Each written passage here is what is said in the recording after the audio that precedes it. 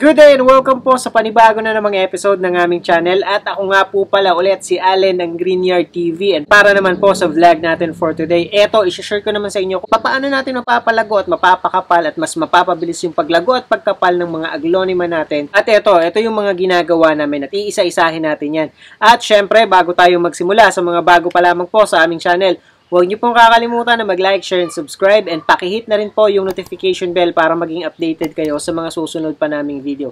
Please also visit and support na rin po yung aming Facebook and Instagram page, Greenyard PH po. At sa mga gustong bumisita sa aming garden na andito po sa screen yung aming complete address. Ano-ano bang paraan yung pwede nating gawin para mapalago or yung mas mabilis nating mapakapal yung mga aglo natin. So, ito ilan yung mga tips and advice na pwede kong ibigay sa inyo. So, unahin na natin dyan yung pagpili ng tamang variety. So, siguro ito, para sa tingin ko lang ha, based on my observation po, sa tingin ko, pumili tayo ng varieties na yung, kung gusto natin na makapal at lush, ito yung mga ilan sa madaling pakapalin. Itong Emerald Beauty, itong Pink Lipstick, Snow White, yung mga varieties ng mga aglo na marami na tayo dito or matagal na dito sa atin. As you can see, yung difference nitong dalawang ito na variety, ito kasing mga mapupulang ito, ano siya, galing siya sa Thailand and yung iba galing sa Pakistan, yun yung mga deliveries before. And ito naman yung Emerald Beauty.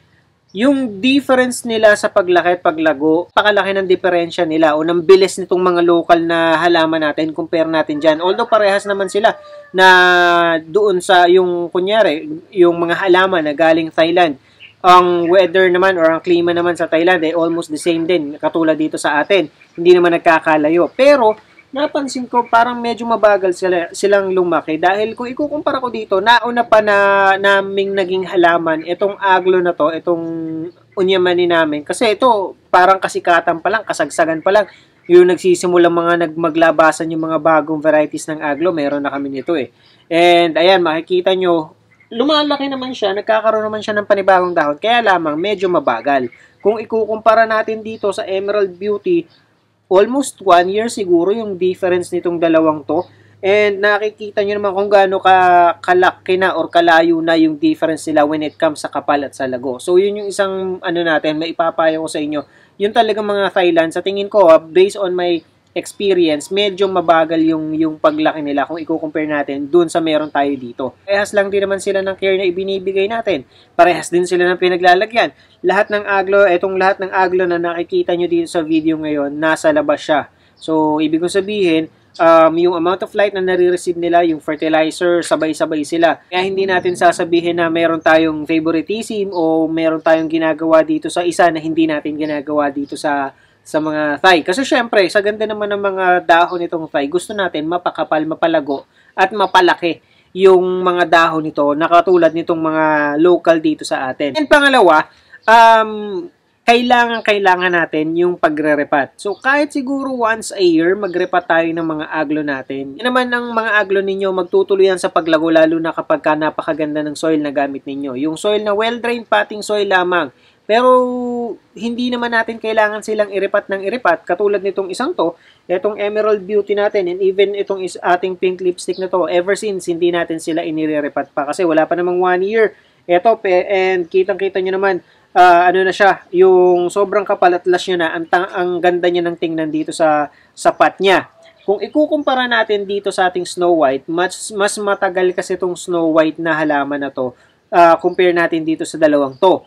And as you can see, ganun pa rin, makapal, malago, pero kung mapapansin nyo, mas na yung niya, mas para malambot na or malamlam na yung kulay ng mga dahon niya, hindi na ganun ka-healthy. Dahil simula din nung siya ay kumapal at lumago ng ganito, and katulad na sinabi ko, more than a year na siya, hindi pa natin siya nairiripat. Kaya kung makikita nyo, yung mga ugat niya, nag-aangatan na siya doon sa pinakaibabaw ng soil. Katulad ng nakikita nyo dito sa videos. Kaya isang magandang magandang reason kung bakit yung ating mga aglo ay hindi gumaganda, hindi kumakapal. Although ito, tingnan nyo naman, tuloy-tuloy sa paglago, pagkapal. Kaya lang, yun nga, matagal kasi ang buhay ng dahon ng yun ang maganda sa mga aglonema. Matagal ang buhay ng isang dahon ng aglonema. Kaya, nagagawa niyang pakapalin, lalo na kapag multiple, puno sa isang pot, katulad nitong meron. And okay pa naman sa tingin ko kasi kumbaga kung ito ay talagang sobrang root bound na nitong ating Snow White, ay ano na yan, hindi na yan makakapag ano ng bulaklak. As you can see, bawat puno merong 2 o 3 o isang bulaklak na meron tayong makukuha o makikita. Pagka nagrepat kayo, sa tingin ko mas advisable, lalo na dito sa mga ano natin, sa mga ginagamit natin, yung medyo malaki ng konti o kaya ay medyo malalim ng konti. Kasi pansin ko yan, mas nagiging healthy, mabilis kumapal. Katulad nitong mga Snow White nga na to, eto, nakatanim sa ground tong ano namin, itong Snow White namin na to. Mas ano siya mas nakakagalaw yung gat niya kapag ka syempre maluwang, lalo na kapag ka nasa ground yan. Unlimited yung nutrients na maaaring makuha niyan.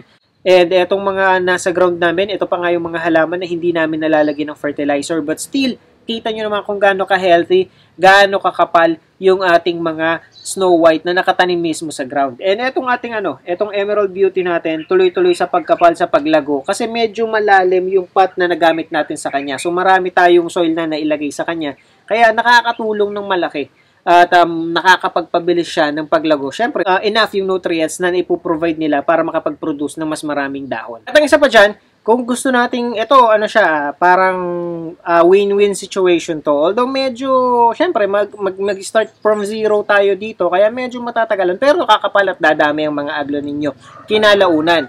And ang magagawa na lang natin, mas pabilisin ng konti or ibigay natin yung tamang care para mas maging stable, mas maging mabilis pa rin or ma-maintain niya yung bilis ng paglago or pagsibol niya. So, una, syempre, yung propagation. So, ano ba yun?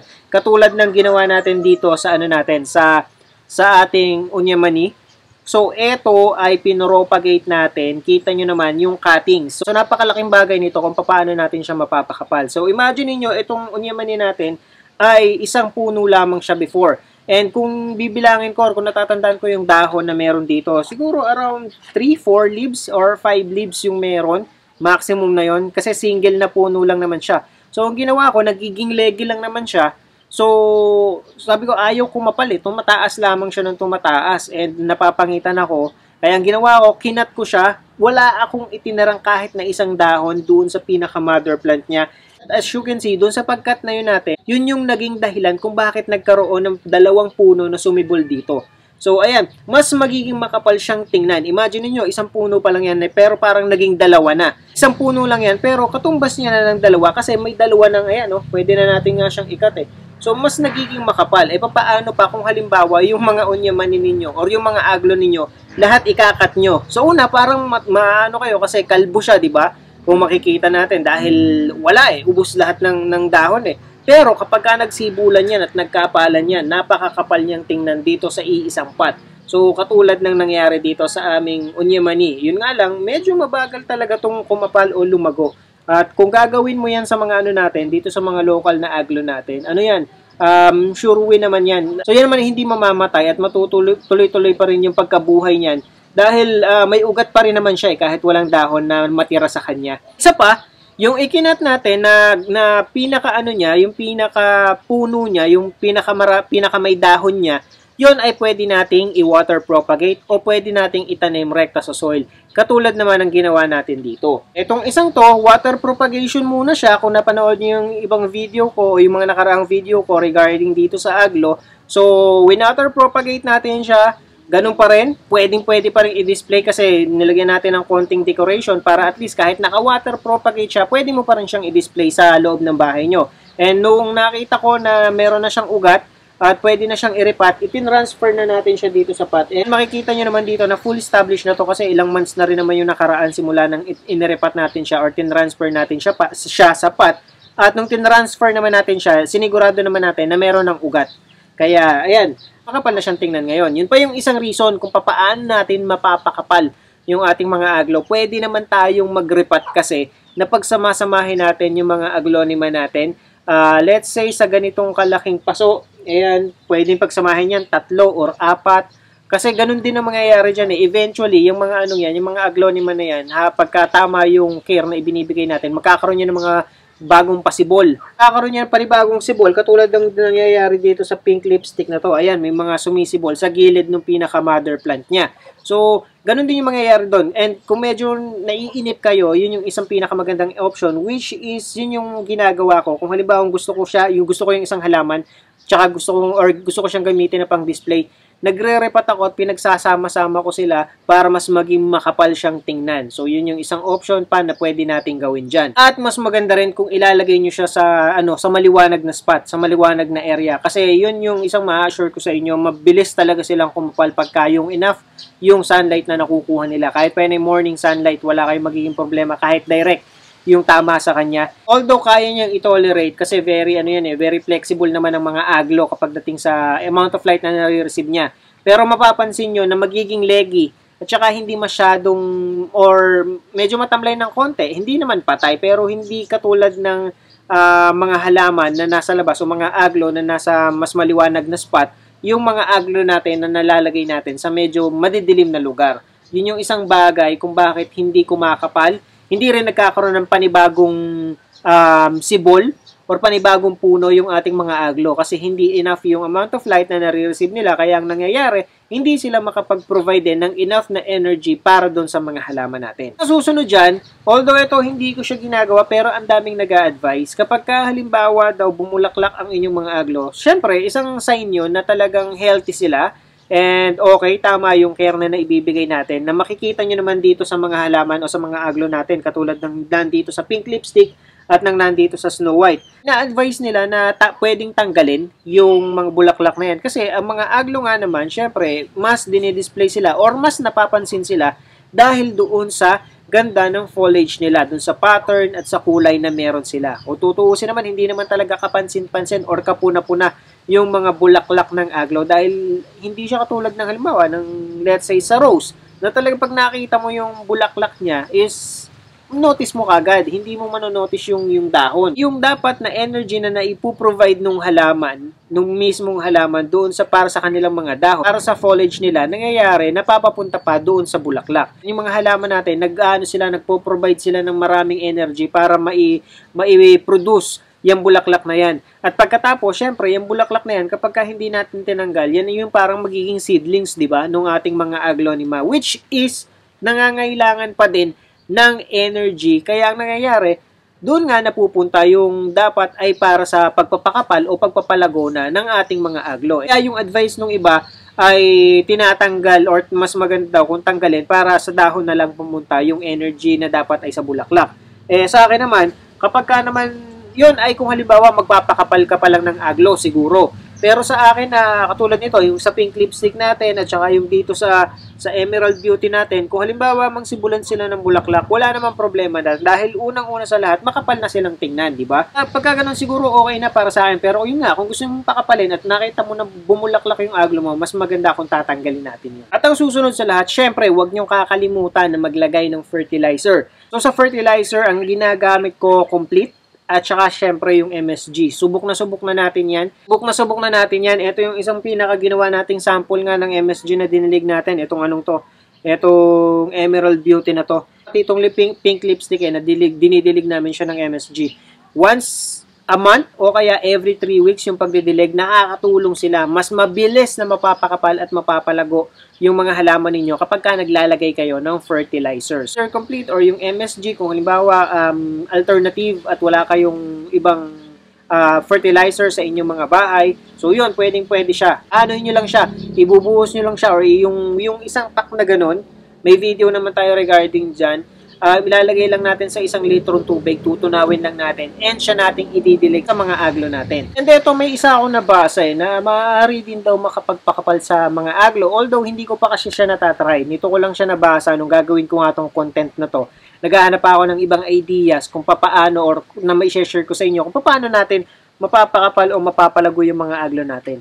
And ang isang nabasa ko, yung pagtatanggal daw ng new leaf dito sa mga aglo is makakatulong yun para makapagpakapal o makapag-provide pa ng mas maraming dahon. So hindi ko alam yung idea behind that that trick or yung tip na yon. Kasi parang ang sinasabi niya, katulad dun sa mga ibang halaman, kapag tinalbusan natin, nagsasanga-sanga. Kaya lang hindi pa namin siya, even yung mother ko, tinanong ko dito na magsasanga ba ang aglo kapag inano natin, pag tinanggal natin yung pabukadkad pa lang na dahon, katulad ng ginagawa natin sa rubber tree, di ba? So kapag pinutol mo yung yung pinaka pabukan niyang dahon, doon siya magsisimulang magsanga. And yun yung sinasabi, naghahanap ako ng gumagawa or ng vlog regarding dyan. So hindi natin mapakita, wala akong makita. So yun ang isa kong susubukan dahil titingnan ko kung talagang totoo kapag tinanggal ko yung isa ba sa pinakabagong dahon, ano yung mangyayari sa kanya. Iniisip ko kasi kung makakatulong ba yon para magkaroon ng mga branches o panibagong sibol sa ground. Kasi parang imposible naman na magsanga sila dito sa pinakaibabaw.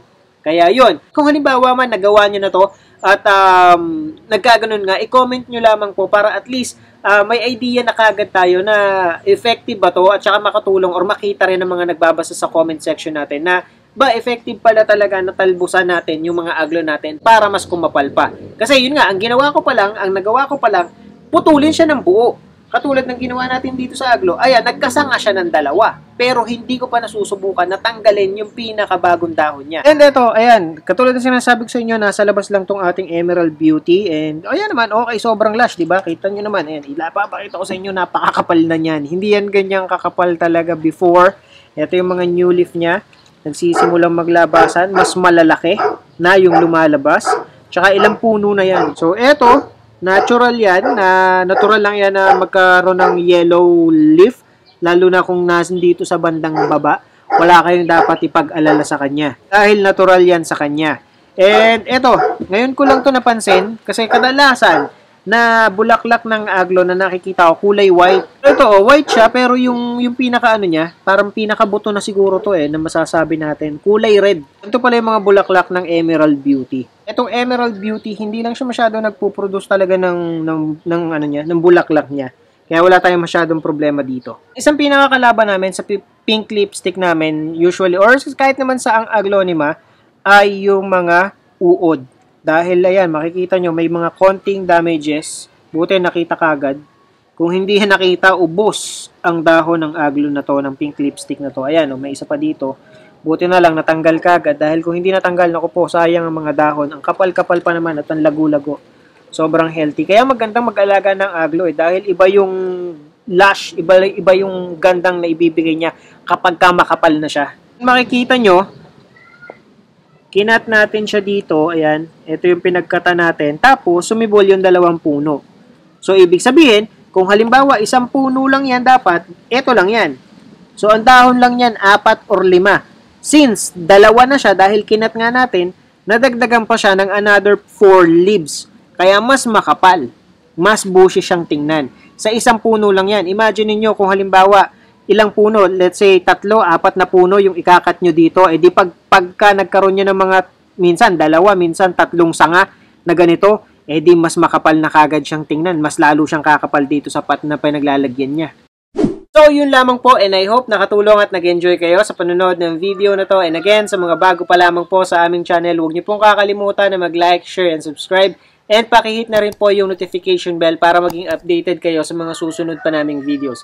Please also visit and support na rin po yung aming Facebook and Instagram page, Greenyard PH po. Magkita-kita po ulit tayo sa susunod na episode ng Greenyard TV and thank you for watching.